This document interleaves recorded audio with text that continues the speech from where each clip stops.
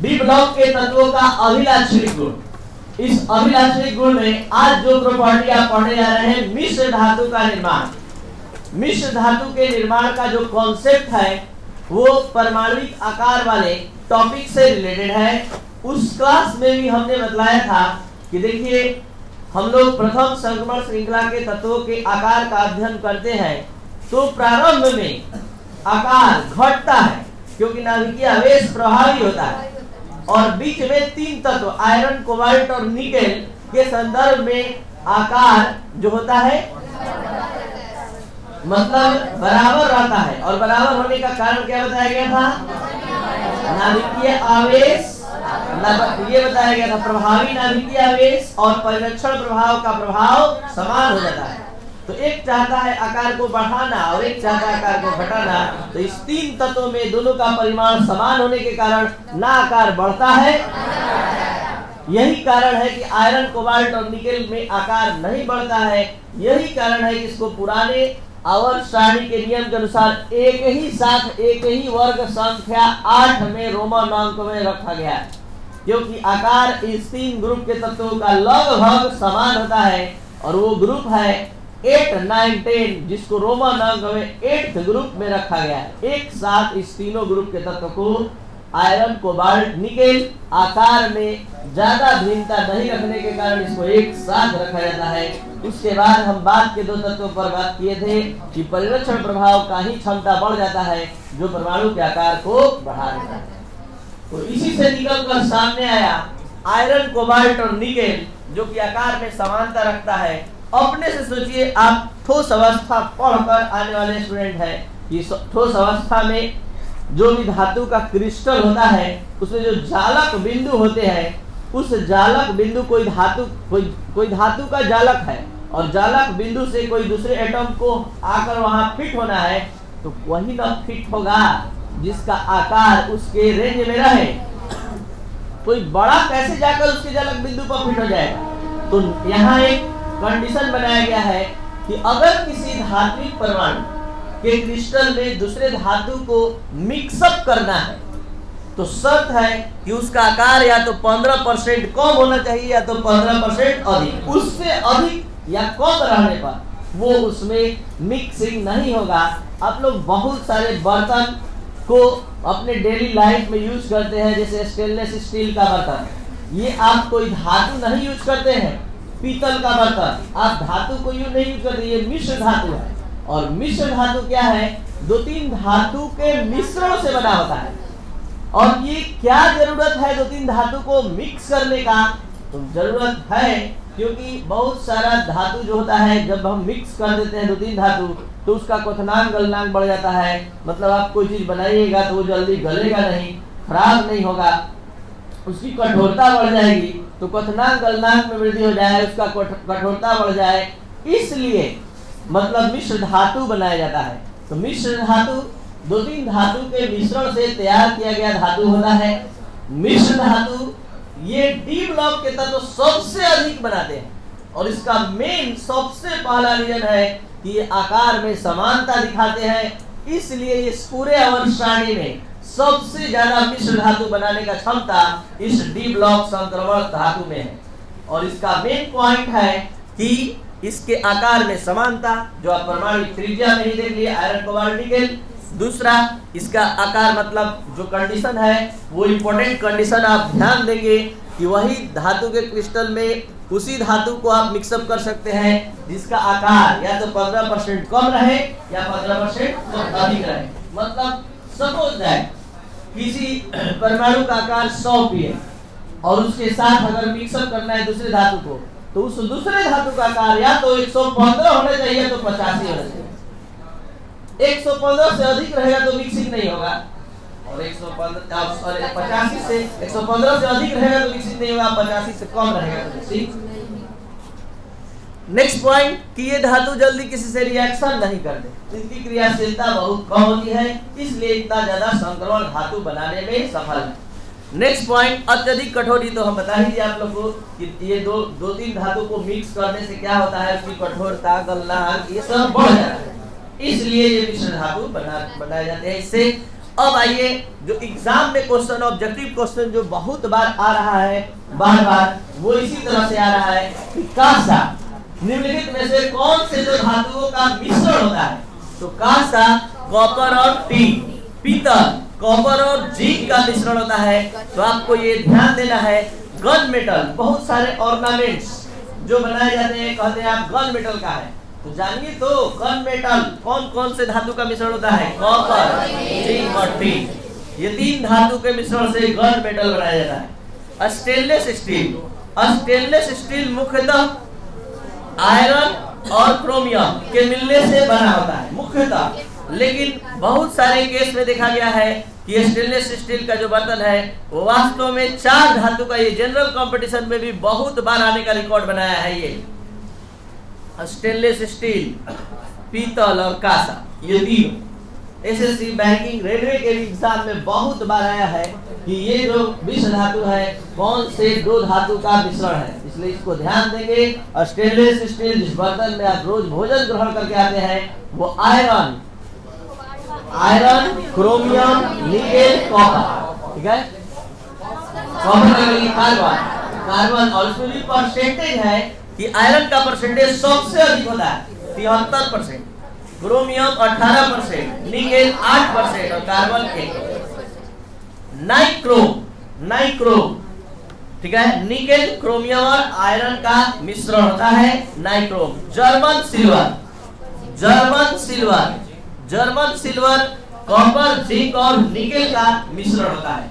तो आप सभी स्टूडेंट को कम से कम 10 मिश्र धातु अपने से भी 4-5 और ऐड करके उस सब का याद कर लेना है, क्योंकि ऑब्जेक्टिव क्वेश्चन इससे बहुत बार टच कर चुका है, बहुत बार आ चुका है। देखिए 2-3 जगह ऐसा है जहां सब्जेक्टिव क्वेश्चन एकदम आ ही जाता है। पहला अयस्क का नाम वाला, मतलब कि ये लोहा का मुख्य अयस्क कौन कौन है, मतलब एल्युमिनियम का मुख्य अयस्क, तो वो अयस्क वाला कम से कम 25 मतलब 10 धातु का 5-5 करके सब एकदम कंप्लीट कर लीजिए। और ये वाला पूरा, इसके बाद जहां जहां से मेन पॉइंट है हम बीच बीच में बताते रहेंगे। तो ये था आपका मिश्र धातु का निर्माण। अब बात करते हैं कॉम्प्लेक्सिंग प्रॉपर्टी, जटिलता का गुण। जटिलता का गुण समझने से पहले आप सभी स्टूडेंट को कुछ जटिल यौगिक का एग्जाम्पल पहले दे दें। एक जटिल यौगिक है K4 FeCN का होल 6। एक ऑब्जेक्टिव क्वेश्चन इसमें बन गया एकदम 0 लेवल का।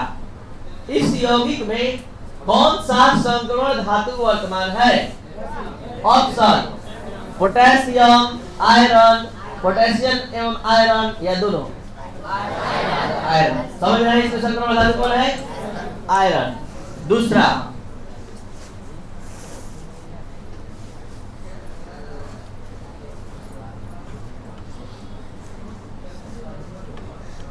इसमें कौन संक्रमण धातु है? तो हम अभी 2 एग्जाम्पल आपके सामने हम लिखे। इस दोनों एग्जाम्पल में एक में आया आयरन, एक में आया कोबाल्ट। एक एग्जाम्पल हम आप लोग को पहले भी अभी हाल ही में ऑक्सीकरण अवस्था में लिखे थे, ये लिखे थे, जिसका ऑक्सीकरण अवस्था 0 है। तो ये निकेल, कोबाल्ट, आयरन कहाँ का तत्व है? D block, S block, F block. तो कॉन्सेप्ट कहता है कि डी ब्लॉक के ही तत्व अधिकतर जटिल यौगिक बनाते हैं। अब ये जटिल यौगिक क्या होते हैं, पूरा चैप्टर ही उठ कर आ रहा है। लास्ट चैप्टर उपसंयोजक यौगिक, जिसमें आप एक तरह से इस क्लास में एक मास्टर की तरह बन जाएंगे कि आप जिस तरह से कार्बनिक रसायन में IUPAC नोमेनक्लेचर पढ़े, उसी तरह आप इनऑर्गेनिक कंपाउंड का IUPAC नोमेनक्लेचर पढ़ेंगे। जैसे आप पढ़े मतलब ऑर्गेनिक में आइसोमेरिज्म, वैसे आप पढ़ेंगे इनऑर्गेनिक का आइसोमेरिज्म। वहां भी बताया जाएगा आइसोमेरिज्म इनऑर्गेनिक कंपाउंड का 2 प्रकार का होता है, एक होता है स्ट्रक्चर और एक होता है स्पेस। और स्ट्रक्चर में भी जैसे उसमें 6 प्रकार का, तो इसमें भी लगभग 5 प्रकार का आपको मिलेगा। स्पेस आइसोमेरिज्म में इसमें भी मिलेगा 2 प्रकार का, ज्यामितीय और प्रकाशीय। तो पूरा डिटेल में उपसंयोजन यौगिक आ रहा है। फिलहाल अभी जितना आप पढ़ रहे हैं उसके हिसाब से अगर देखना चाहते हैं तो आप के K4FeCl का होल 6 को स्ट्रक्चर ओपन करते हुए थोड़ा देख लीजिए। ये है आपका Fe और इससे 6 ऋण आयन अटैच है और ये ऋण आयन के रूप में साइनाइड आयन है, जिसका सारा डिटेल आपको कोऑर्डिनेशन कंपाउंड में मिलेगा। तो हम ये इसलिए स्ट्रक्चर ओपन कर रहे हैं क्योंकि हमको रीजन जानना है, कारण जानना है कि क्यों संक्रमण धातु ही इतना अधिक जटिल आयन बनाते हैं, इतना अधिक जटिल यौगिक बनाते हैं, और कोई धातु S और P ब्लॉक का धातु क्यों नहीं बनाता है, यही क्यों बनाता है। सबसे पहला कारण, इसके पास रिक्त d ऑर्बिटल होता है।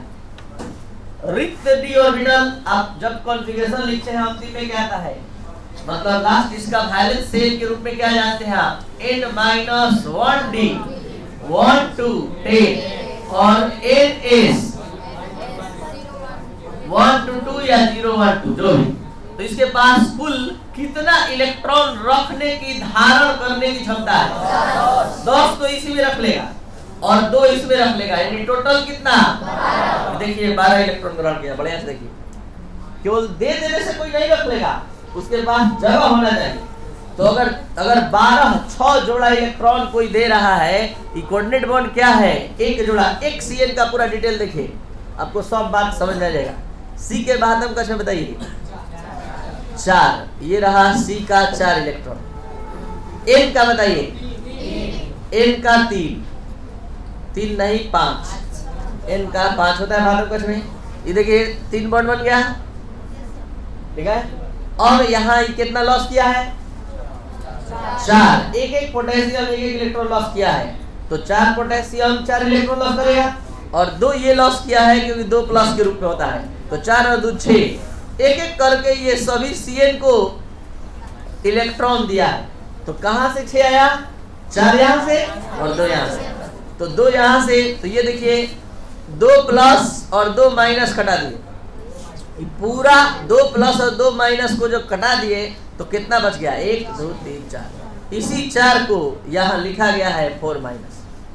पूरा डिटेल घबराइए मत, पूरा डिटेल में आ रहा है कोऑर्डिनेशन कंपाउंड, वहां हम आपको बताएंगे कि कोऑर्डिनेशन कंपाउंड में आगे वाला पार्ट जो है, ये इसको आयनन परिसर कहते हैं, इसको समन्वय परिसर कहते हैं, इसको केंद्रीय धात्विक परमाणु कहते हैं, जो चारों ओर होता है उसको संलग्नी कहते हैं। ऐसे थोड़ा थोड़ा तो अभी समझ में आ रहा होगा कि संलग्नी है, केंद्रीय धात्विक परमाणु है, और इस पूरे को समन्वय परिसर कहते हैं।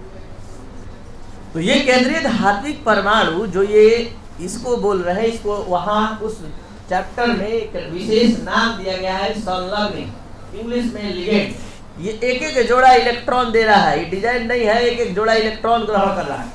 तो टोटल कितना इलेक्ट्रॉन ग्रहण कर रहा है, बढ़िया से देखिए, 12, 6 जोड़ा 12 इलेक्ट्रॉन रखने की क्षमता है इसके पास, क्योंकि D के पास टोटल कितना ऑर्बिटल मिल जाएगा, 5, और S के पास, और आपको 12 जोड़ा मतलब सॉरी 6 जोड़ा इलेक्ट्रॉन देना है, आराम से 6 जोड़ा इलेक्ट्रॉन इसमें फिट हो जाएगा। तो ऐसा किसी के पास जगह रहेगा तभी तो 6 अलग अलग परमाणु से इलेक्ट्रॉन रख ले। तो इसके पास वैकेंट D ऑर्बिटल, रिक्त D ऑर्बिटल होता है, और दूसरा इसके परमाणु या आयनों का आकार छोटा होता है। आकार छोटा होने से क्या होगा, आकार छोटा होने से ये होगा कि जो इसके चारों ओर आयन आएंगे ऋण आवेश वाले, उसको तेजी से ये अपनी ओर खींचेगा, और खींचेगा तो ज्यादा परमाणु या अणु को बांध पाएगा। तो ये आकार छोटा होने से होता है। उसके बाद उच्च धनात्मक नाभिकीय आवेश, ये भी इंपॉर्टेंट कंडीशन है कि नाभिकीय आवेश लगातार इसमें परमाणु संख्या बढ़ने के साथ बढ़ता जाता है, जिसके कारण ये ऋण आवेशित आयनों को मतलब तेजी से अपनी ओर आकर्षित करता है, और ज्यादा से ज्यादा परमाणु को जुड़ने के कारण ये जटिल यौगिक बनाने में सफल होता है। तो बहुत सारा जटिल यौगिक है, K4FeCl का होल 6, CuNH3 का होल 6 Cl3, NiCO का होल 4, FeCO का होल 5। तो ये सब आप बारी बारी से ये सभी के बारे में आप जानेंगे पूरा डिटेल में। अभी फिलहाल आपको क्या जानना है कि जटिल यौगिक इतना अधिक बनाने में क्यों सफल है डी ब्लॉक का एलिमेंट, संक्रमण धातु ही क्यों बनाता है, दूसरा क्यों नहीं बनाता है। सबसे पहला रीजन इसके पास रिक्त द्वि और विरल वर्तमान होता है। दूसरा, इसका आकार छोटा होता है। और तीसरा, इस पर उच्च धनात्मक आवेश। तो ये था आपका आज का क्लास। एक छोटा सा टॉपिक, अंतराकाशीय यौगिक, इंटरस्टिशियल कंपाउंड अंतराकाशीय यौगिक, जो कि आप सॉलिड स्टेट